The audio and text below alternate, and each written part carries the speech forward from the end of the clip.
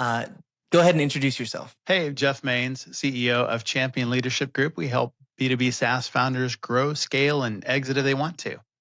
Author of a couple of books, Small Fish, Big Pond, and the new book is called The Captain's Keys. It's the 4 key people every successful leader needs. Mm.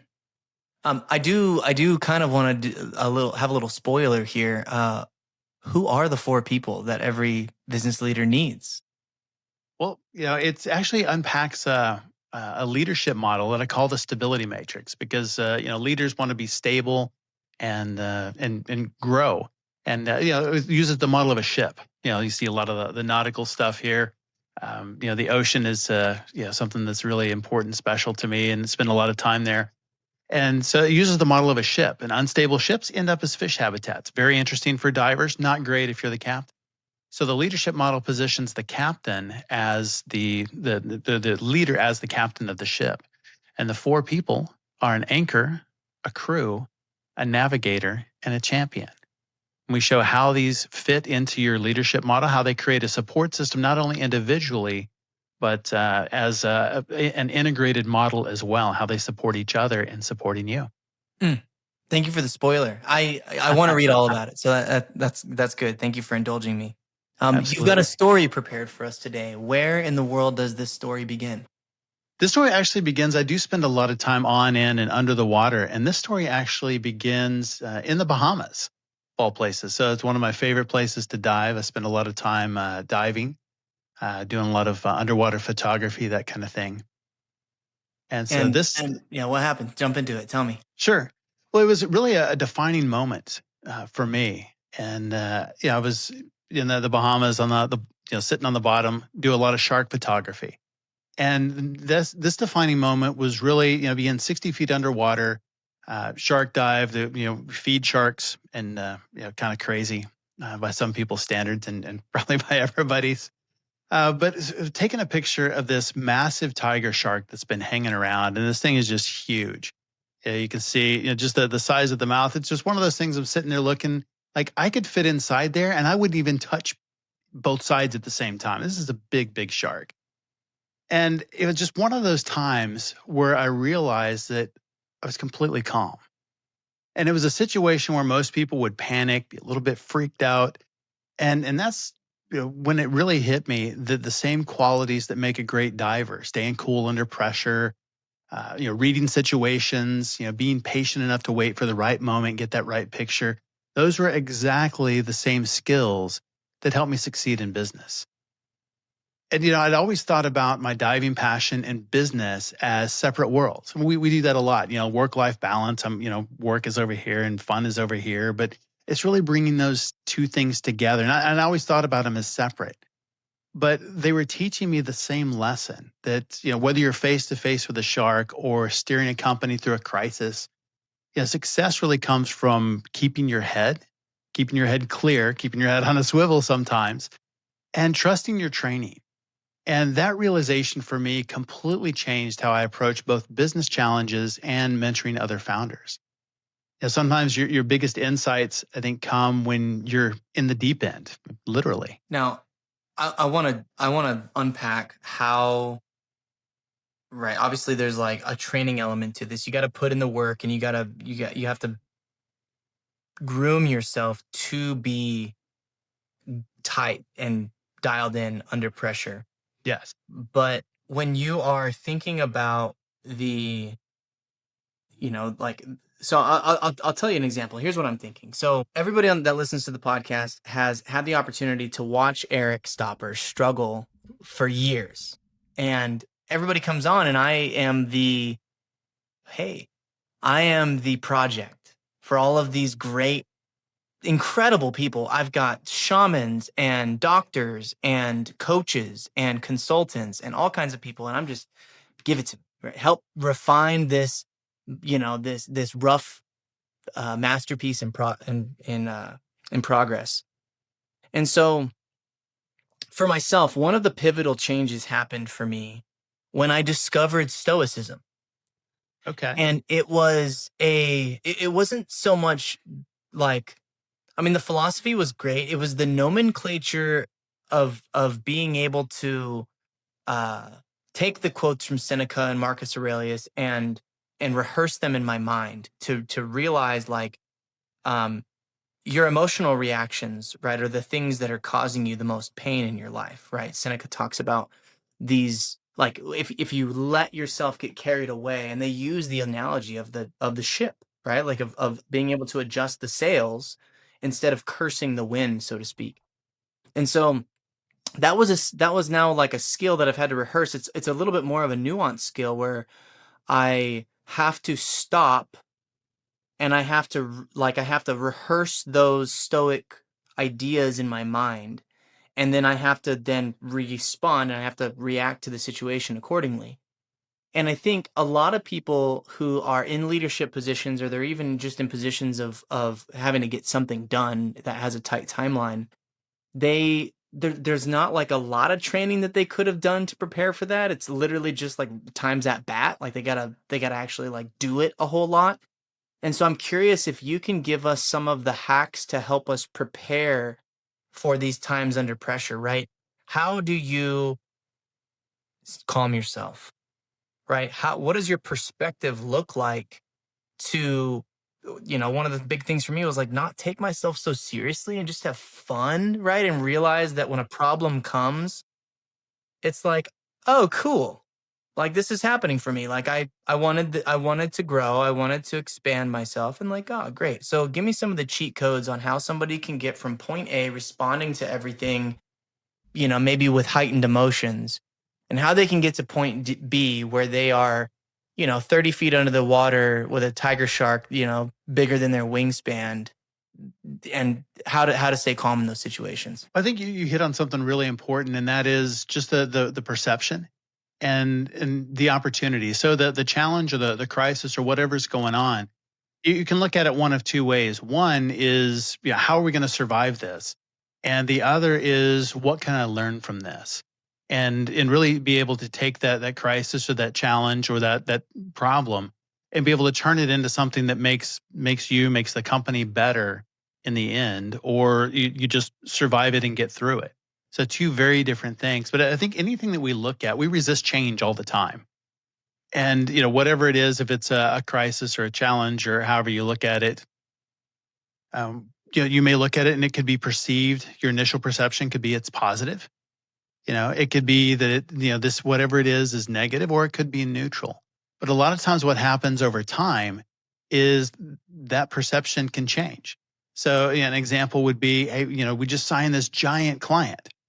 And so this is awesome and it's perceived as positive. And then you start looking at delivery and trying to figure out how you're going to deliver everything that they want and serve their needs. And you're like, oh my gosh, this is going to crush us. Now it's negative.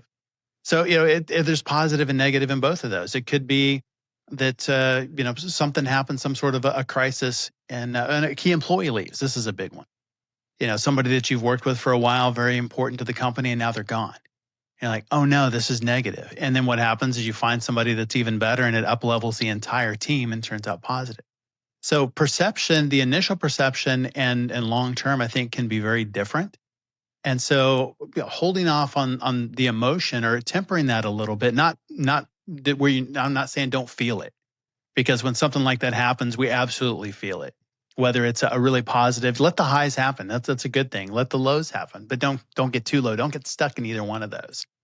But be able to look at it in a process and figure out, okay, what's going on here? What is a likely outcome of this? What is the good? What is the bad? What are the risks? And how can we take that and mold it into something that's going to make us better for the long term? So I think it's really staying adaptable through the whole thing. You know, business leaders and sales leaders especially, I think sales leaders are great at this. The good ones really emphasize celebrating. Like one of my best sales manager ever, this guy named Scott Fleming, we had a gong, literal big Chinese gong I in our love it. in our office. And there's a video floating around on the internet somewhere of us taking him and using his head as the hammer on the gong to run him into it for this video that we made to promote the business. And it was so fun, right? Like the highs were so high over there. But the lows, you don't celebrate lows, right? It's not a celebration. What do you do in the lows, right? How do you inspire your team? Like, what does it look like one to one where when I'm meeting with a salesperson about a win, I can say like, I can hype them up, great job, give them all the accolades. I could even literally give them something as a gift. Maybe they hit an incentive and they got, like a piece of swag or a new computer or something like that. So it's real easy to hit that dopamine button, ba ba ba ba ba on a win. How do you turn the downs? How do you hit the dopamine button on a down inside of an organization? What do you think about I think that's a tougher one. Because you're right. When we win, we tend to party, and when we lose, we tend to ponder sulk? and Yeah. Oh, wonder. think deeply about that. I think it's good to do both of those on both sides. But in the losses, it's what did we learn from this? And I think if you have a loss and there's no lesson in it, then there's probably it was a wasted opportunity.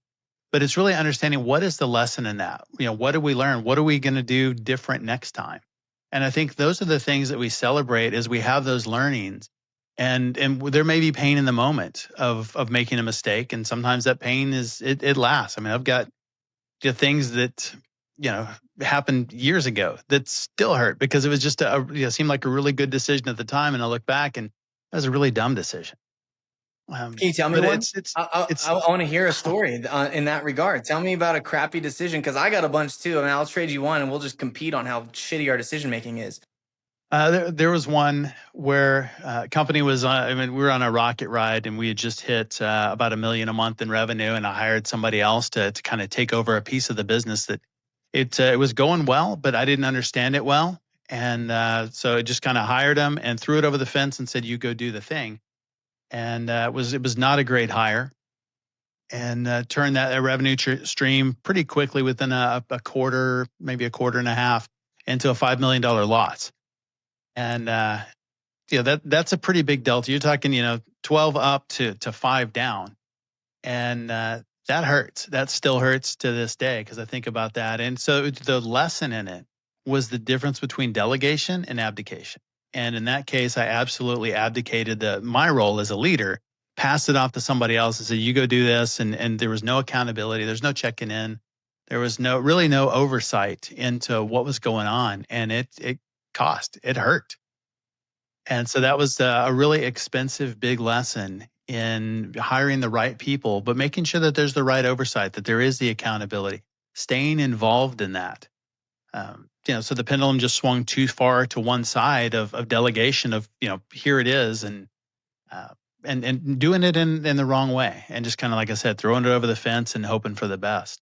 And so that was a big lesson that I've learned, and haven't made the same mistake since. Yeah. All right. Yeah. Mission accomplished. I want to get a little bit. I want to ask a little bit more deeper question about that one because I've had a similar situation where I thought that I delegated and ended up creating this like wall between me and that side of the business. So it doing it all over again right now that you've had the opportunity to debrief on it and learn from it. Could you have made that hire, that same person, could you have made that a success with the right accountability and check-ins and everything? Or was it like a lack of cultural fit? And then assuming that you make a good hire to avoid abdicating to them, right? And setting yourself up for failure. What do the check-ins actually look like? What does the structure of accountability look like when you're giving such a huge thing over to somebody where you're not micromanaging them, but you're also you have is it a daily check-in? Is it 2 days, two times a day? Is it constant text messages? Like talk to me about how that relationship can flow better to help people who are listening, who are looking at making a big strategic hire, kind of roadmap and game plan what their interactions with this core person on their team looks like.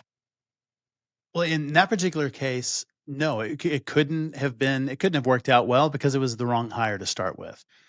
And I think that was a mistake. Number one is not making a good hire. It wasn't a good cultural fit. Values were not aligned, and on the surface, it kind of seemed that way. And so, I mean, when success is, success just covers up a bunch of bad decisions sometimes. I think it was Warren Buffett that said, when the tide goes out, you can see who's been swimming naked. And it's just one of those things where, success and, covers up a lot of mistakes. So we had internal processes that were not set up well, making the wrong hire, making hires too fast. I mean, there were a number of underlying problems in that. But with a different person, absolutely, it could have worked out really, really well. And I think, what does that check-in schedule look like? First, we need to have an absolute North Star metric. What is that? What does success look like, and be able to define it, and something that can be measured very easily, something that's high level enough that everybody can see it. So we're both managing to that same key metric. The second, what does a check-in schedule look like? I think it depends on the person and the role. And another way that I've messed this up, and some of this just past trauma coming out, is you pass something off to somebody and then I'm all over them and kind of smothering them and not letting them do it their way. And so there's this balance of being able to pass something over, making sure that the right accountability is in place so that they understand what the North Star metric is. We have shared values. We know what we're trying to accomplish, and that there is buy-in to that vision, mission, purpose, and the core values. So, with that in place, looking at the check-in, maybe it's, how do we like to communicate? I do a lot now through Slack. I do some through text. It kind of depends on the person. I do very little to none over email because it's way too slow. And so, what does that look like? We do one-on-ones on at least a monthly basis, if not, early on. I think a weekly basis probably makes a lot more sense. And over time, as they prove themselves, that can extend out. But always making sure that connection is there, that if they have questions, if there's something that they aren't isolated, that they can always have time and get the support that they need to be successful. I dig it. Where can everyone find you? You can find me on all social. It's at Jeff K. Mains across social. You can check us out. Leadership.com is the website. And of course, the book is the Captain's Keys. You can find that at Amazon, anywhere you like to buy books. But imagine if a leadership book and a Netflix drama had a baby. That is the Captain's Keys. It's got storms, boats, bit of emotional wreckage, and surprisingly, a very practical leadership system underneath it all. Jeff Mains, thank you so much for coming on the show, man. Thanks, Eric. This has been the Pulse Ox Podcast. Please, if you found this episode valuable, give us a like on Spotify and share it with a friend.